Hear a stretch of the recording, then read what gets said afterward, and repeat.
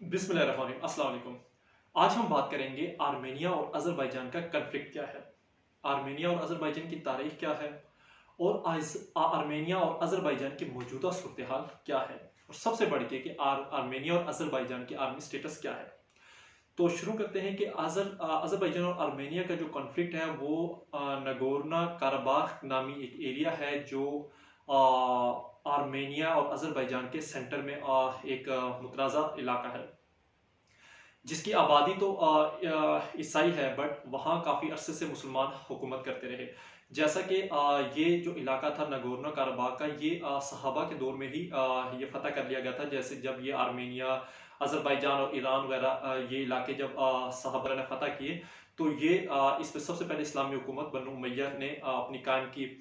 उसके बाद बनु अब्बास ने, फिर सरजो ख़ानदान ने, और उसके अलावा यहाँ फिर जो आखिरी हुकूमत मुसलमानों की रही वो उस्मानी खिलाफत यहाँ कायम रही। इस सारे अरसे में मुसलमानों की ही हुकूमत थी। और उसके बाद जो आर्मेनिया यहाँ अपना जो हक जितलाता है और इसको अपना इलाका डिक्लेयर करता है, वो इस सेंस में करता है कि यहाँ की आबादी जो है वो मेजोरिटी जो है वो क्रिश्चियन है। और दूसरा ये है कि जब खिलाफत उस्मानिया ख़त्म हुई और 1920 में ये इलाका जो अज़रबैजान और आर्मेनिया और ये जो उसका मुल्का इलाका जो नगोर्नो कराबाख का इलाका है, ये रशिया के कब्जे में चला गया। और एक काफ़ी लंबे अरसे तक ये रशिया के ही तसल्लुत में रहा। ऑलमोस्ट 1990 तक ये इलाका रशिया के ही मातहत रहा। और जैसे कि आप जानते हैं कि यूएसएसआर का 1989 में यूएसएसआर एक तरह का बिल्कुल तबाह हो गई और बहुत सी रियासतें मर्ज वजूद में आई। तो उसमें आर्मेनिया, अज़रबैजान और इसके इर्द गिर्द के इलाके भी शामिल हैं, जिसमें काज़ाकिस्तान, ताजिकिस्तान वगैरह और ये इलाके थे। तो इसमें एक आर्मेनिया और अज़रबैजान का स्टेटस तो क्लियर था, बट ये जो इलाका था इस पे जो 1992 पे जब ये अज़रबैजान और आर्मेनिया को यूनाइटेड नेशन ने तस्लीम किया और ये रिकॉग्नाइज हुए, तो उस वक्त भी ये कॉन्फ्लिक्ट ही रहा था। उसके बाद फ़ौरन बाद आर्मेनिया ने इसको 1994 में जिसे कहते हैं कि नगोर्नो कराबाख के कुछ इलाके पे कब्जा कर लिया, और उसकी पुष्ट बनाई हुई फ्रांस और कुछ यूरोपीय ममालिक थे जिन्होंने आर्मेनिया का साथ दिया। तो वो इलाका अज़रबैजान के हाथों निकल गया। उसके बाद बीच में कुछ झड़पें चलती रही और मतलब इस इलाके में काफ़ी कन्फ्लिक्ट रहा काफ़ी अर्से तक। फिर 2016 में एक बड़ी जंग हुई, इस वक्त की सबसे बड़ी जंग हुई। उसके बाद ये जंग फैसला कुन साबित नहीं हुई। उसके बाद 2020 में फिर एक कन्फ्लिक्ट जो आप सबको सुनने में आ रहा होगा कि हाल ही में शुरू हुआ। तो उसमें सिनेरियो ये था कि इसमें जो इलाका नगोर्नो कराबाख का था, जो असली स्टेटस था, वहाँ जो हुकूमत थी वो रशिया के जाने से पहले मुसलमानों की थी, और उससे काफ़ी पहले भी मुसलमान ही हुकूमत करते रहे। तो जैसे आपको पता है कि तुर्की अब एक मुसलमानों की क़यादत करने वाले मुल्क के तौर पर सामने आ रहा है, और कहीं जहाँ भी मुसलमानों पे जुल्म और ज़्यादती होती है तो तुर्की उस पर आवाज़ उठाता है, और सफारती और अस्करी लिहाज से जहाँ भी उसको मदद की ज़रूरत हो तो तुर्की करता है अपने मुसलमान भाइयों की मदद।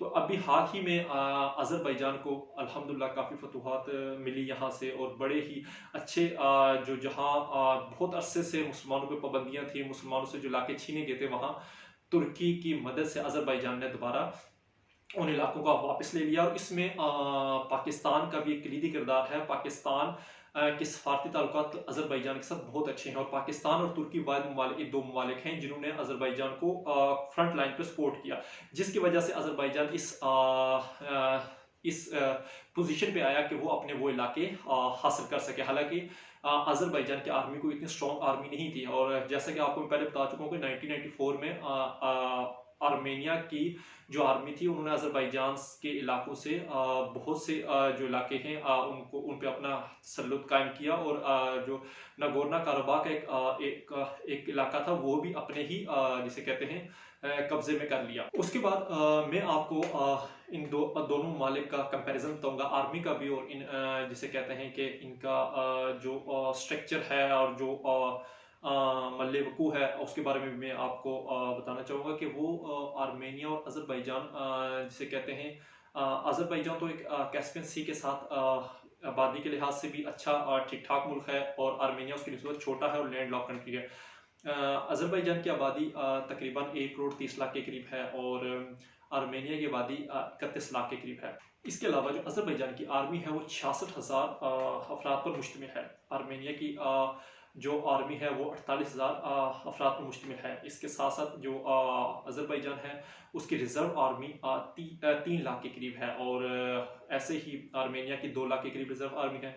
और अज़रबैजान के पास 339 टैंक और 66 के करीब फाइटर जेट मौजूद हैं, जबकि आर्मेनिया के पास 110 टैंक और 40 फाइटर जेट मौजूद हैं। बाकी इन्फेंट्री वगैरह और जो बाकी कैरियर्स हैं उनकी तादाद भी इसी रेशो के हिसाब से है कि जो अज़रबैजान है उसकी जो आर्मी स्टेटस है वो स्ट्रॉन्ग है, और आर्मेनिया का थोड़ा सा उसका निस्बत कम है।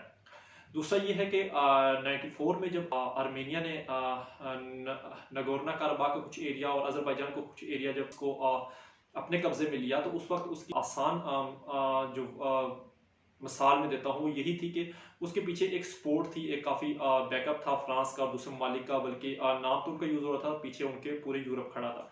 तो अब अल्हम्दुलिल्लाह तुर्की और पाकिस्तान ने खुल के अज़रबैजान को सपोर्ट किया, और अज़रबैजान के वो जो इलाके थे जो आर्मेनिया ने लिए थे वो वापस हुए।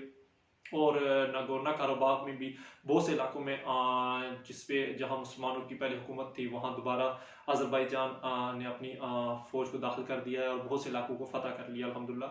और साथ साथ इस फतवात का सिलसिला करंट जो सिनेरियो है वो जारी सारी है। इसके साथ साथ मैं आपको एक इंटरेस्टिंग बात ये बताना चाहूँगा कि आप सब ये तो जानते हैं कि पाकिस्तान ने इसराइल को तस्लीम नहीं किया, पर आपको साथ में ये बताना चाहता हूँ कि अज़रबैजान की वजह से पाकिस्तान ने आर्मेनिया को भी अभी तक तस्लीम नहीं किया हुआ।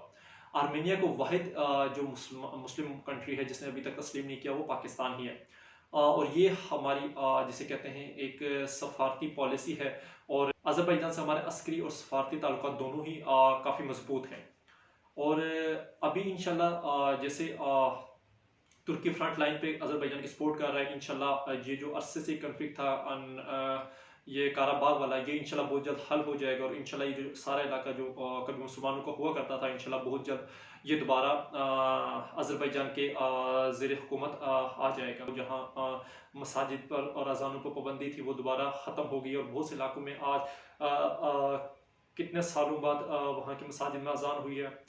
और एक साथ अज़रबैजान की मौजूदा सूरत हाल उसके हक में ही है, और क्यों ना हो कि उसमें तुर्की और पाकिस्तान ने फ्रंट लाइन पे और खुल के अज़रबैजान का इस दफ़ा सपोर्ट किया।